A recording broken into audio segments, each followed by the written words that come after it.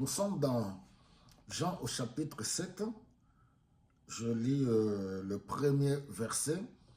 Cela peut nous conduire même jusqu'au 13e, mais je m'arrêterai au 5e. Alors, après cela, Jésus parcourut la Galilée.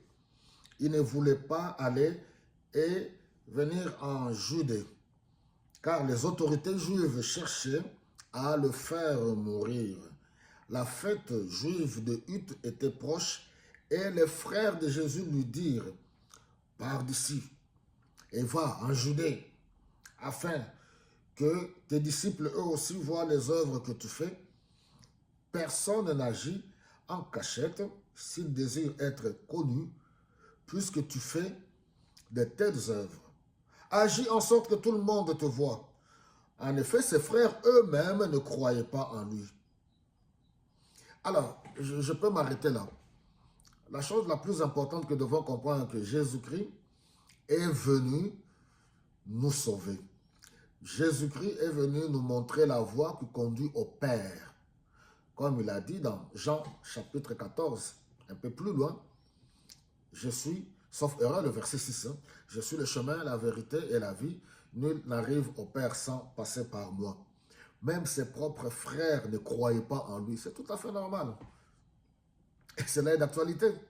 Les gens ne peuvent pas croire à ta foi, oui, à ton engagement, à ta sincérité, à ta relation avec le Seigneur, ce n'est pas grave. Même Jésus-Christ, il a dit, si le Maître a été haï, à combien plus forte raison vous les disciples. Donc, il ne faut pas t'inquiéter là-dessus sur ce que les gens peuvent raconter sur toi, dire sur toi, que ce soit même les membres de ta famille ou ton entourage. Ce qui est important, c'est ta foi, ta sincérité. Alors, vous allez comprendre que Jésus-Christ n'est pas venu faire carrière. Comme pour certains aujourd'hui, malheureusement. Jésus n'est pas venu pour chercher la popularité. Jésus n'est pas venu pour chercher la gloire de ce monde. Jésus n'était pas venu pour chercher le succès. Il était venu pour se sacrifier, pour se donner, pour le salut de plusieurs. Alors, c'est un leadership, j'en ai déjà parlé à l'époque. Le leadership de sacrifice, le leadership serviteur. Il n'est pas venu pour être servi, mais il était venu pour servir.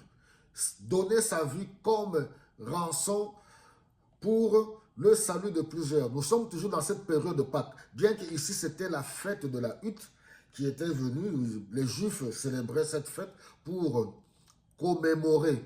Ça faisait partie de leur fête pour commémorer leur errance dans le désert. Et puis voilà, ils ont habité dans des tentes, dans des huttes. C'est ainsi qu'ils célébraient cette fête. Jésus-Christ n'était pas venu pour rechercher la gloire de ce monde. C'est pour cela que nous devons comprendre que les choses de Dieu, même tes proches, ne peuvent pas comprendre ton engagement et ta foi. Demeure ferme. Tu connais de là où le Seigneur t'a pris. Tu connais en qui tu t'es engagé. Et tu connais où le Seigneur te conduit. Jésus-Christ était venu. Il a répondu à ses frères: non, non, non, ce n'était pas encore mon heure. Parce que oui, tout le monde parlait de lui. Les chefs juifs, les chefs religieux cherchaient à le faire mourir.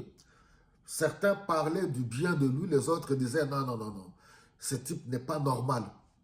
Comment, lui, le fils de ce charpentier Joseph que nous connaissons là, il peut prétendre dire qu'il est le Messie, qu'il est l'envoyé de Dieu et que celui qui mange sa chair et boit son sang, parce que c'est de cela qu'il s'agit. N'oubliez pas le chapitre 6, quand il leur a dit: si vous ne mangez pas ma chair et que vous ne buvez pas mon sang, vous n'aurez pas la vie éternelle. Non, c'était trop dur. Même certains disciples avaient abandonné de le suivre. Et je l'ai dit la fois passée, n'abandonne pas. Manger la chair de Jésus-Christ et boire son sang, c'est communier avec lui. C'est ça la Pâque, l'agneau de Dieu. Ils ont mangé l'agneau, oui, en Égypte pour sortir. Et manger Jésus-Christ, la chair de Jésus-Christ, c'est communier en lui, croire en sa parole. Et le sang, il y a la vie dans le sang. C'est pour nous épargner de la mort, passer de la mort à la vie. Que le Seigneur vous bénisse abondamment.